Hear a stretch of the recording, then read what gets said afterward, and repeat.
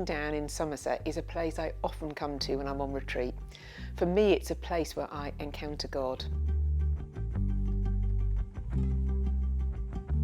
The first time I came to Brean Down, I knew nothing about it at all. If you've been there before, you'll know that the first challenge is getting up onto the down itself, all those blessed steps. I have to confess to pausing to take in the view on a few occasions. My first visit here was in April, I think. The sun was shining, but there was a biting wind when I got up onto the down itself. As I set out towards the headland, I thought to myself, how far can it be? But every time I crested a ridge, I realised that there was even further to go. It was so frustrating. And as I felt the cold wind whipping around me and the seagulls crying and wheeling over the sheer drop down to the sea, it felt like a metaphor for ministry. There are times as a leader when it feels like you're constantly walking into a headwind.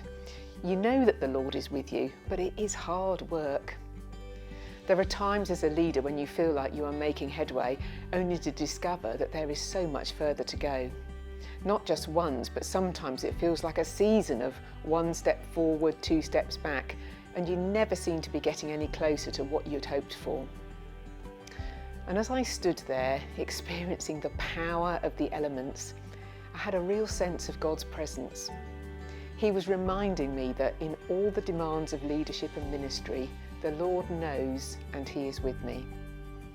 In those seasons when it felt like I wasn't making much progress at all, the Lord knew and He was with me. As I stood there, I may be more aware of the biting wind and the distance I have to go, but the sun was still shining, even though it didn't feel like it. Jesus promises that He is always with me.